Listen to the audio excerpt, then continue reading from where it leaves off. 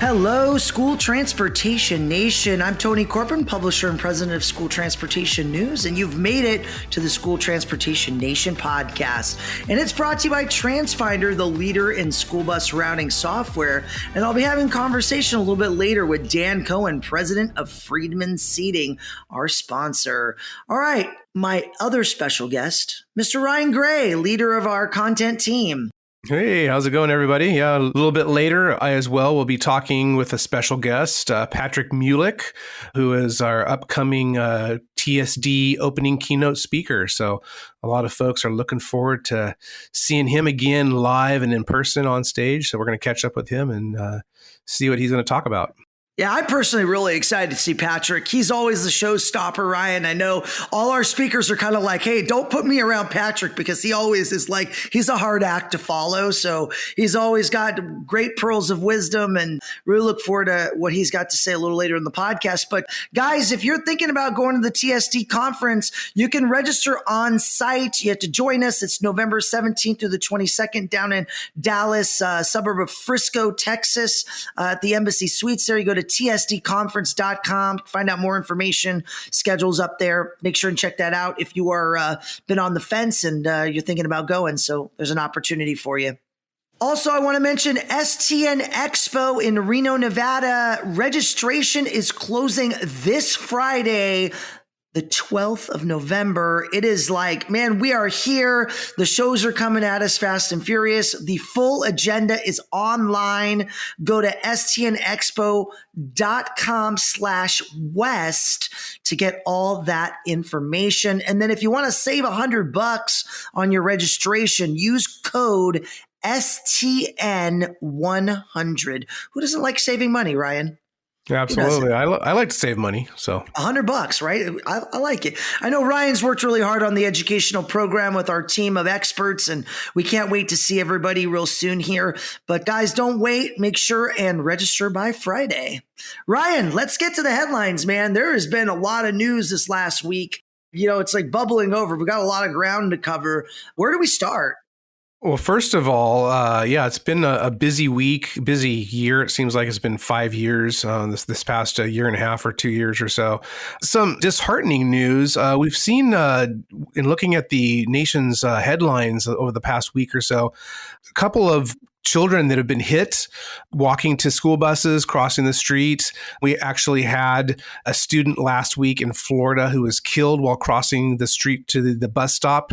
The bus was not quite there yet. It was rolling up on scene, so it had not deployed its stop arm and its flashing lights yet, but that child was hit and killed in Florida.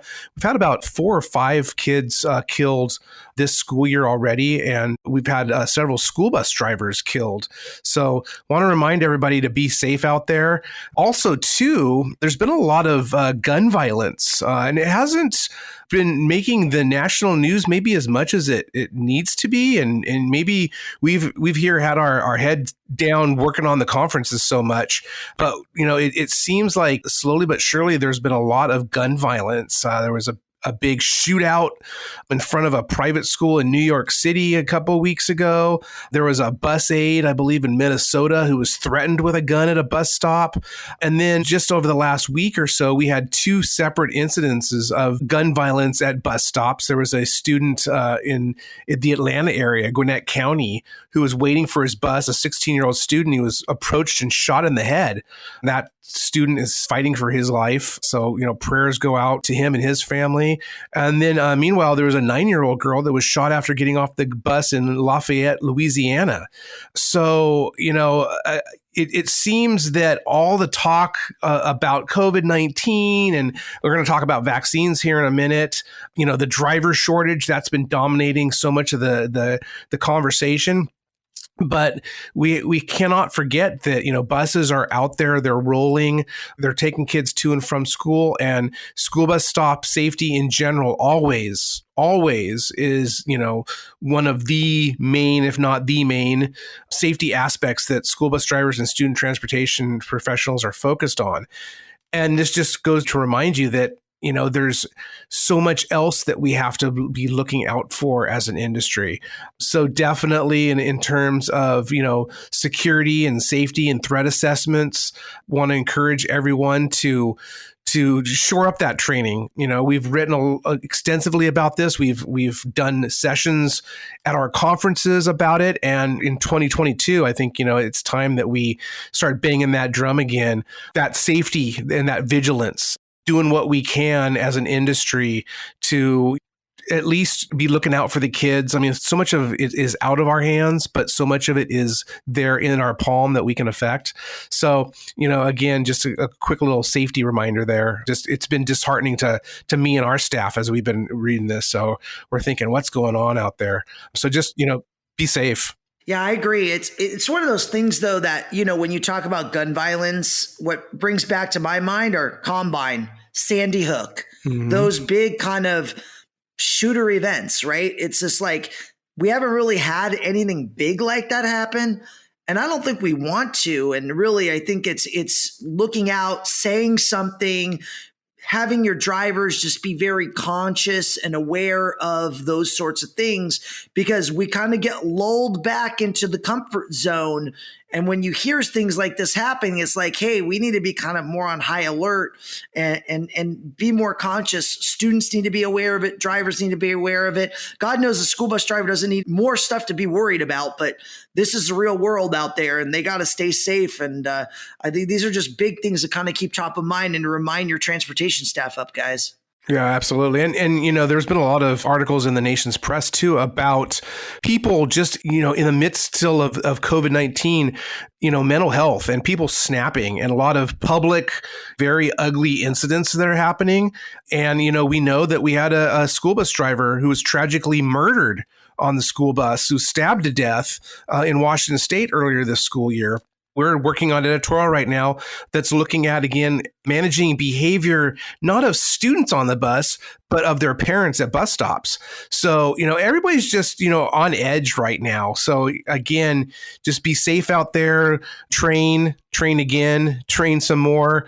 And hopefully that stuff, really is ingrained and takes over. Let's shift gears a little bit, Ryan. I know another hot topic that people are very passionate about, which is the COVID-19 vaccine. I'm vaccinated. I'm happy. I'm very pro-vax. But, some people, if they're not vaccinated these days, they've dug their heels in. They're like, I'm not doing it. Now, I know in LA County, they're requiring restaurants to start checking vaccine cards, gyms.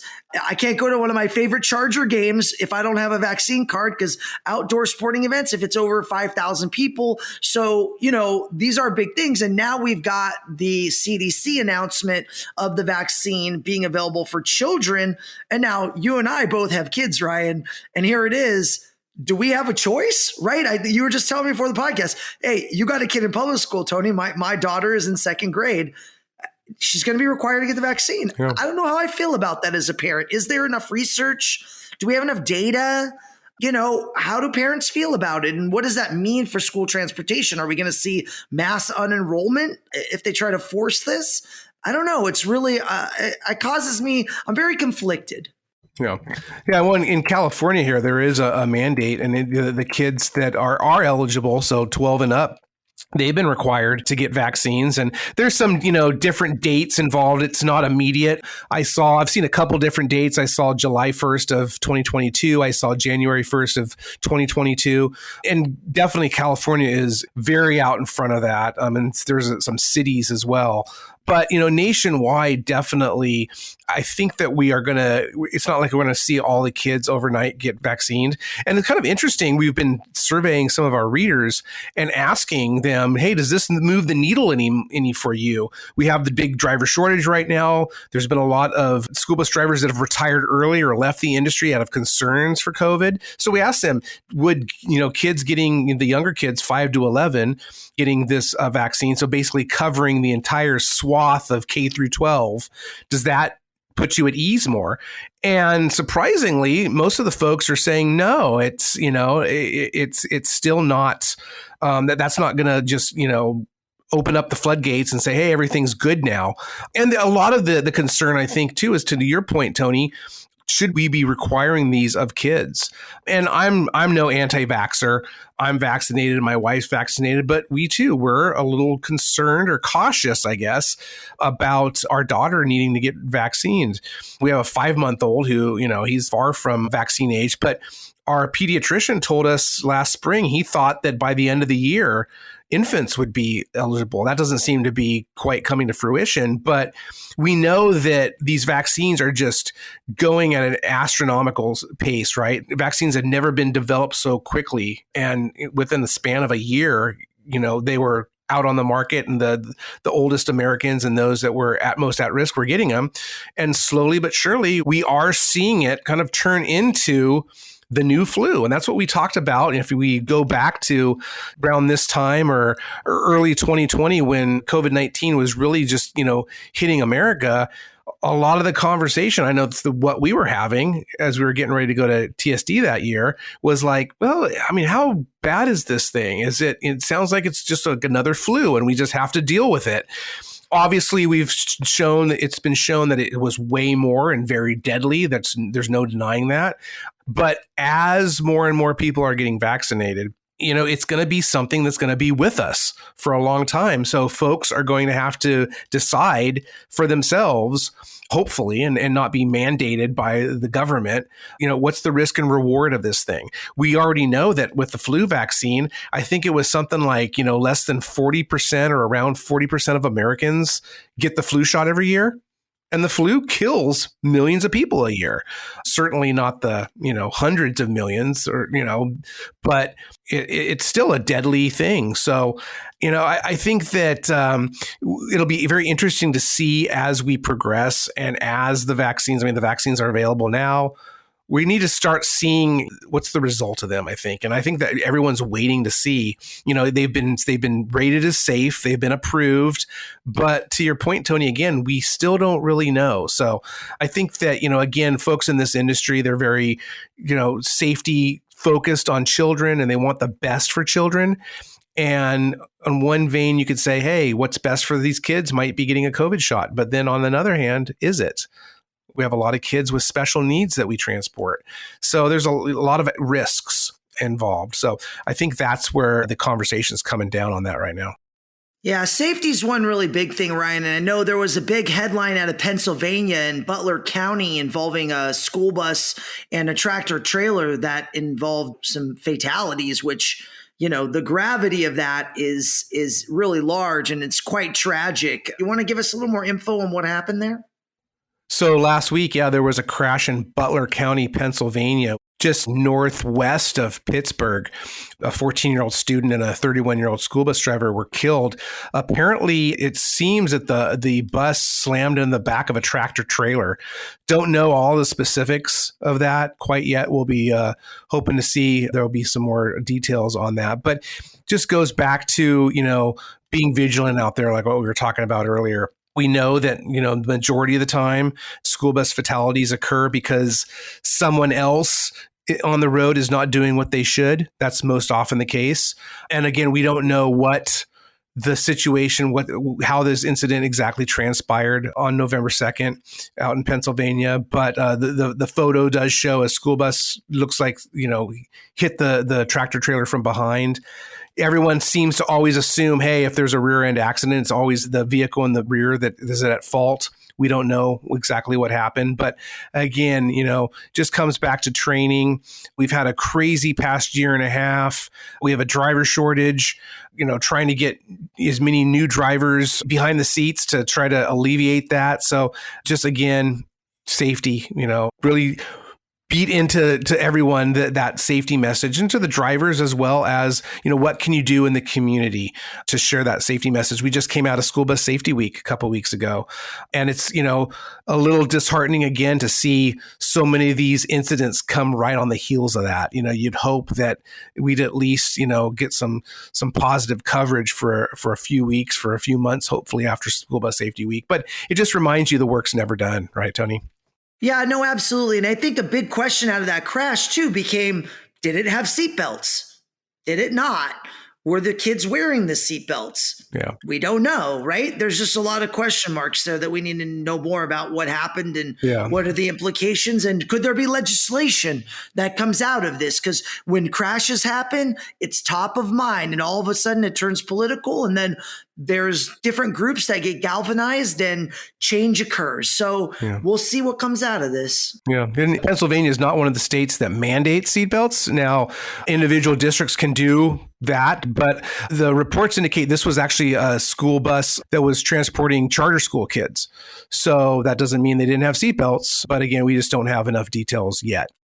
Ryan, those are great headlines. You know, there's some serious things we're facing in our industry. Driver shortage, big one. But hey, guess what? Technology can help. Our friends at TransFinder have created an intuitive, award-winning product called Route Finder Plus. It's routing software that provides efficiencies, allows you to consolidate routes, eliminate the number of drivers you need without any negative impact. That's because Route Finder Plus uses artificial intelligence optimization combined with your staff's institutional knowledge. Routes can be redrawn to have minimal impact on your community. Let TransFinder support you in your search for drivers as well. 4 drivers recently shared why they love their jobs on a recent webinar hosted by TransFinder, and it's a great resource to tap into. If you guys want to learn more about that webinar, you can go to transfinder.com or email them at getplus@transfinder.com and make sure and write driver in the subject line, or give them a call at 800-373-3609. All right, I'm talking with Dan Cohen from Friedman Seating coming up next.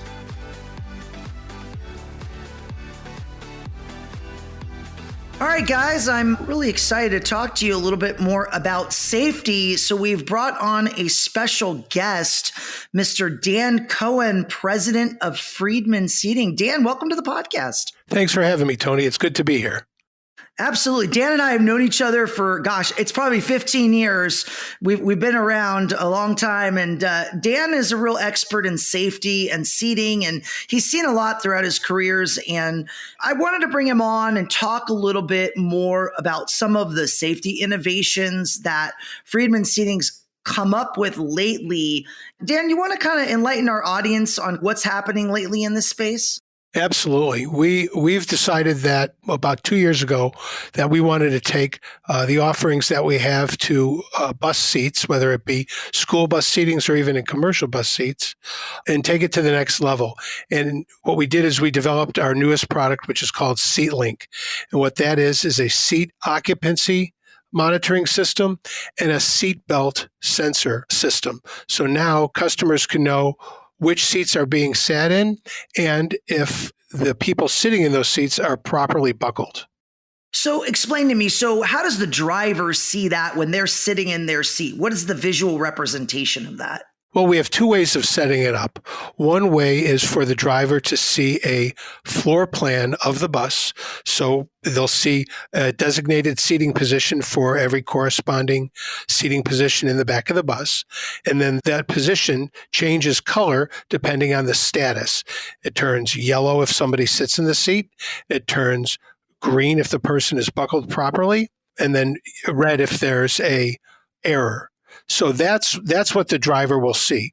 We can also change the monitor, change the screen so that it's a larger image so that they don't see individual seating positions, but it just shows the overall status of the bus. So meaning if there's one person who's not buckled properly, you get a yellow sign.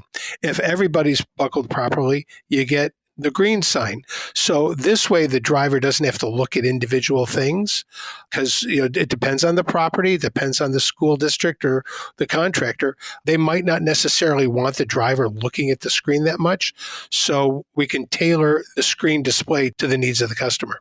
Really interesting. Yeah, I mean, we've seen definitely a larger adoption of 3-point safety belts across the country. I know many school districts, some states are mandated, others are not, but it's still growing and we're seeing more and more bus orders. What was kind of the reason you developed this? Was this feedback from customers? Was this just the driver didn't want to be the police officer checking everybody's seatbelt, going down the aisle? What was the process? Why did you guys come to this new development?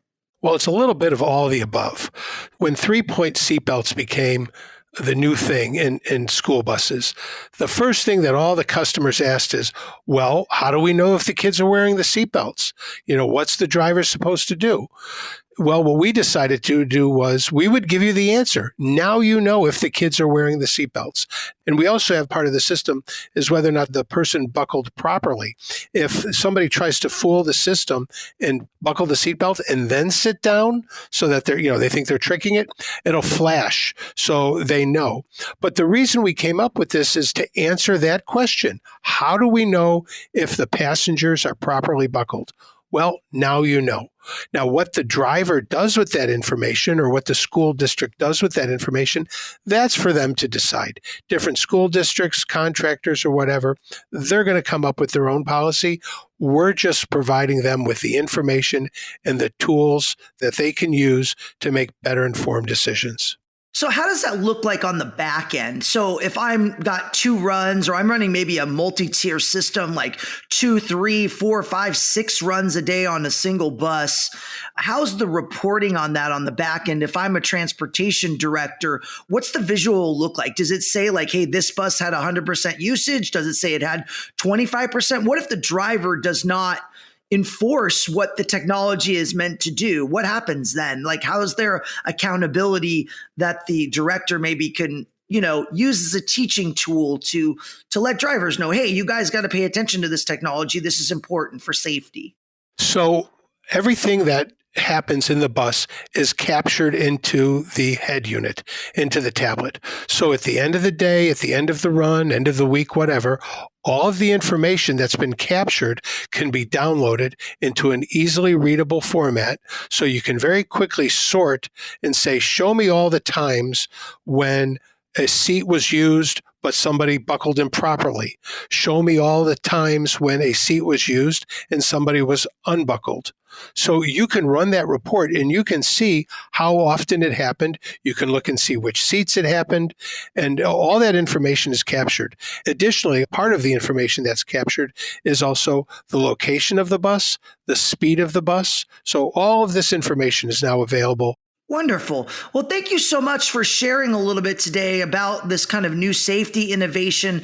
I think, we always look at STN to check out new things. And I think SeatLink is really a game changer. And I'm really excited to have you on the podcast to share a little bit about why and what this technology can do to help school districts really utilize their seatbelt technology and really create accountability. We're happy to be a part of this industry, and we're excited about taking 3-point seatbelts, which are, everybody knows it's the safest way to transport people in a bus. And we're really excited to take it to the next level of enforcement and just information and knowing what's going on in the bus. Yeah, recent headlines, there's been some bus crashes. I know there was a big one in Pennsylvania where there were fatalities. And being buckled up in a time like that, you don't need it till you need it. And I think there's a lot of value in creating good behaviors. And if that means kids are buckling up, drivers are buckling up, everybody's participating, that can only be a good thing for safety. Yeah, one additional feature that we do have on the SeatLink, as I mentioned earlier, you can change the screen from being the floor plan to just a large image. One thought is that the monitor will be positioned not necessarily for the driver to be looking at, but for all of the passengers in the back of the bus to look at. So everybody can see if it's yellow or green, then peer pressure will maybe force people to do the right thing. That all the kids, all the riders will say, hey, somebody's not buckled properly.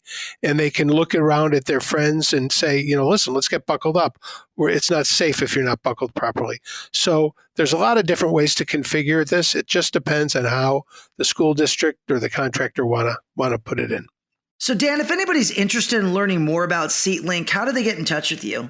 Well, the easiest way is to go to our website, which is friedmanseating.com. You can find the sales representative to your area, or they can also just fill out a general request and send it in from the website. Hey, thanks, Dan, for all that great information. I got Ryan Gray and Patrick Mulick coming up next. Looking forward to that interview. Welcome to the School Transportation Nation podcast stage. Patrick Mulick, our good friend, the Assistant Director of Autism and Student Independence at Auburn School District in Washington State, and more importantly, one of our valued and much sought after speakers. He's going to be with us at TSD in just about a week or so. Patrick, it's been a long year and a half. It's good to see your face, my friend. It has been too long. I am so excited to be here, and I am beyond excited to be able to kick off TSD in Frisco here. I am just full of energy and excitement for what this is going to look like. I'm excited to get the family together again with just everyone down there. It's going to be awesome. So I was saying it's good to see your face. It is. And for all you listeners at home, I get the pleasure of seeing Patrick with our video feed here.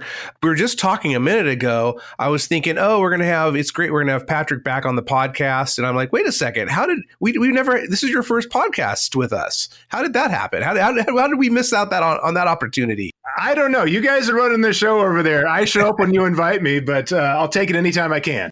I think you reminded me originally when COVID descended upon us. Remember, we were getting ready to go to Frisco, March of last year, 2020. We had to make the call just about a week before the show that we just couldn't do it. Everything was shutting down. And I think that the plan was, as you reminded me just a minute ago, we were going to have you on our first podcast. I believe we were going to do a live podcast from Frisco. That was the goal. And we were going to have you there. And then just things started happening, didn't they? And all of a sudden we were, we didn't know which way it was up. We had these stay-at-home orders. The kids were, kept at home for the last couple months of the school year. But here we are. I don't know if we've quite made it out yet, and I don't know if we ever will, because so much of with COVID, I think it's going to be with us forever. It's going to be kind of like just the next thing that we are always dealing with. But certainly, I love your enthusiasm, and you hit the nail on the head. You said, I think you're going to be this ball of energy that just explodes when you get on stage. And boy, our attendees are in for a treat. Yeah, it's going to be awesome. I mean, really, that was so hard when things closed down. During the time, we were just on to the next thing. And when everything shut down, it was such a shock to the system and how things have changed over the past year and a half. And finally getting a chance to get the TSD family back together again and really share that excitement, that joy of why we do what we do, and then upping our game as is done every year at TSD. It's a super exciting event. I can't wait to be there. I can't wait to see the faces and to bring the thunder. It's going to be amazing. Bring the thunder. Thursday, November 18th. Patrick, you're going to launch things off for us. We're actually on the evening before, we're going to have a welcome session, but you're going to be taking the stage the morning of Thursday, November 18th. And your talk is creating the home field advantage. So don't want to give away too much, but maybe we can just take a peek under the hood real quick. What can folks expect to hear from you? Yeah, just thinking back about the whole pandemic and when everything shut down, many classrooms across the country were empty. Many school buses across the country were not what they were previously. And we lost a little bit of the noise and a little bit of the excitement in education. And in the same way, many of our sports facilities were empty. And it was hollow, it was weird. And that excitement of being there in person was missing, both in sports and with kids. And what I want to get people reconnected with is that excitement, that love for what we do, and really how we can set each other up for success in the same way in professional sports, how we set the home field advantage for our home teams, right? How do we set ourselves up for success and give that advantage to each other as professionals? And how do we do that for our students that we work with?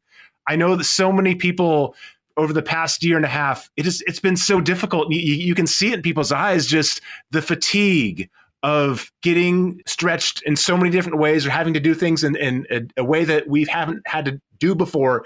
And to have that wearing you for so long, you lose some of that excitement, some of that love that you have for your job and really recognizing what you do. And I'm here to reinfuse that excitement, to reignite that excitement. So we're going to have a ton of fun. There's going to be a ton of engagement. There's going to be a lot of noise. I'm going to say that morning, caffeine is optional because we're going to wake you up when you show up anyway. So it's going to be awesome. We're going to set the home field advantage for each other for the conference and for the rest of the school year. Absolutely. And, I wanted to piggyback on something that you were just saying with, everything that just was thrown into this craziness. And obviously TSD, we're dealing with students with disabilities, special needs. And these kids are oftentimes the most at risk anyways in a school district environment. And you participated on a webinar that we did last summer, I guess it was 2020, as we were getting ready to come back. Everyone was coming back into the new school year, and a lot of hybrid, still a lot of remote out here on the West Coast as well. Some people were going back full bore. But in terms of what this has done to students with disabilities, your day job, as I mentioned, you're assistant director of autism and independent services for kids there at your school district in Auburn, Washington. What have you seen now that because you guys are back in school? First of all, what was your model? When did you guys start going back to full in-person? And what have you seen in your students since then? Yeah, so we started to go back right in the hybrid model as early as late September or early October of last year. And slowly we're having more of our students with disabilities come in on a couple days a week, a half day on a very limited basis, if families were comfortable with that. And then really started to go full hybrid in the spring with all of our students, even our students without disabilities, if families were comfortable. And then we've opened up shop completely here in September, and have been moving forward. We still have an online program, an online school for those who want to stay in that route, but most of our students are back in person. And just being around the district and talking with my neighbors, not just in Washington, but in our other states here on the West Coast. I mean, it's a couple of different factors that have come into play, right? So we have students who have been at home for so long, some of the skills and some of the routines that they previously had have significantly regressed, which ultimately can lead to a lot of behavioral challenges. So we see that with students who are highly impacted or students who are just mildly impacted, but their stamina is much less than what it was before, which that leads to behavioral challenges. And honestly, the behavioral challenges I think we're seeing in the profession right now, we're seeing more of them across the board, maybe from students that we hadn't seen them from them before. And students who had behavioral challenges in the past, they're more intense. Right? They're much more intense, and it's really causing the profession to need to step up and support them in a very big way. And on the end of public education, just in general, I know everyone's feeling this. We're short-staffed, right? We're short-staffed with a lot of those frontlines workers, which has a wear and tear of the people who have showed up to do the good work with these challenging students. So it's made it, I think, exponentially more difficult for educators. When I say educators, I include transportation staff as well. It's made it exponentially more difficult in that we have students who have greater challenges in trying to coordinate and meet all of those challenges and to support them in an appropriate way in a time when we don't have as many staff or as many resources as we would like. It makes it tough. And I would say now more than ever, right, now is the time to step up and to be your best self for kids, right? When you retire, this is going to be the time that you see as like the historic time where things were, when they seemed at their worst, you stood up and you were at your best. But to have that resiliency, you need to be connected with that passion of why you do what you do, and really the importance of the day-to-day work that we do in supporting some of the greatest students in the world. Absolutely. And, it'd be remiss of me not to say, you were talking about behavior, that you are a board certified behavioral analyst. So you know what you're talking about when it comes to behavior and students with disabilities. And you were talking about the shortages, and we're short everything right now. But obviously the big thing that we're looking at here in the industry is short staff. You touched on that. And, that's got to be, talking about how especially students with disabilities have really been thrown off their game throughout this whole thing. That's got to be affecting them as well. They're used to certain bus drivers or aides that might not be there anymore, or they have to quarantine because of COVID-19. How have you, specifically in Auburn there, how have you seen the transportation department, or how maybe have you and the special education department been working with transportation to try to alleviate that? Yeah, honestly, it's all hands on deck. With anything that comes up, literally on a day-to-day basis, I'm working with 3 different kids in different buildings. Like there's some times where I feel like I'm just working to hold up the walls to make this work for kids, and everyone's exhausted doing it. So I think for the staff that we do have, it's about maintaining that positive perspective, but also being real. I think people get a little sick and tired of the toxic positive attitude where no, there's nothing wrong, we can push through. Like, I think meeting people where they're at and supporting them where they're at, I think is really important. And then just making sure people feel connected. And I was just on the phone yesterday with one of our bus drivers trying to problem solve, a specific situation around a certain class that she's transporting. And what do you do when, this type of behavior comes up? And obviously I always want to point them back to the staff and the school, because they're going to have the best real-time knowledge with the student. But I can talk to them about general strategies of, what we can be doing to positively support students. But more than anything, I think people need to feel connected right now. And they need to feel like there is a level of support. And I think it honestly, it helps when everyone knows that it's also hard for everyone else.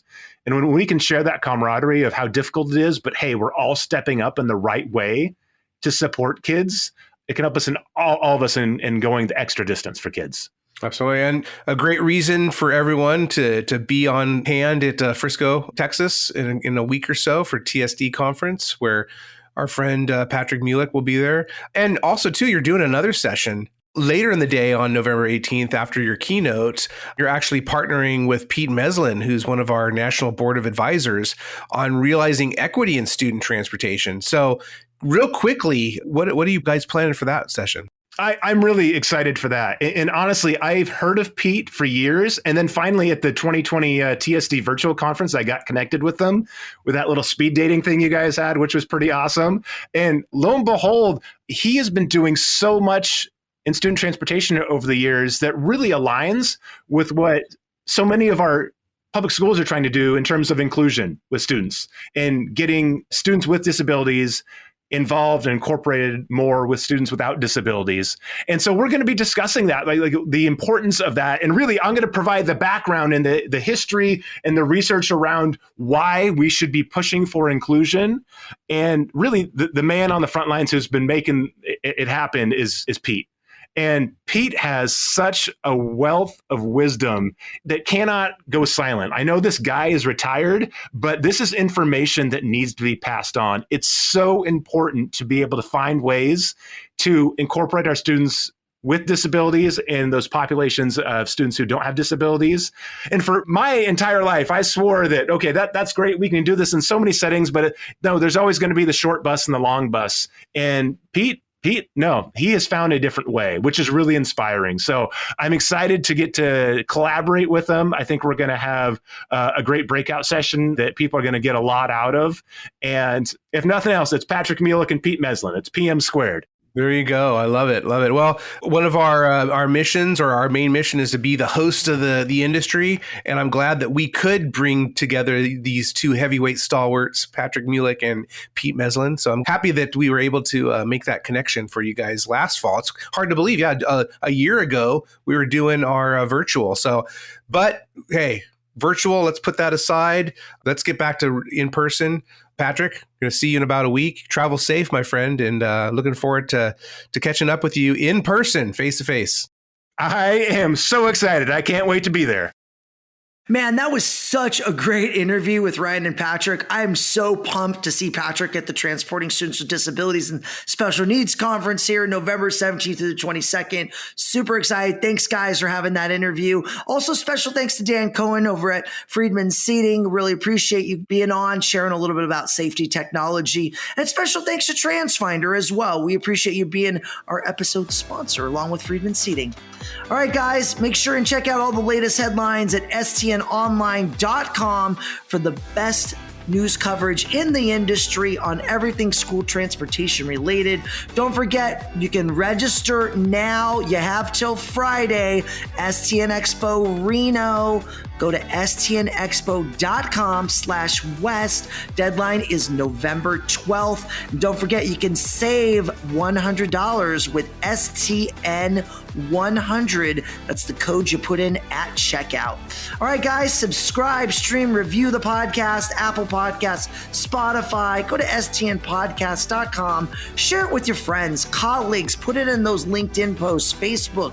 We love new listeners. We appreciate you guys. We love you, nation. We'll see you next week.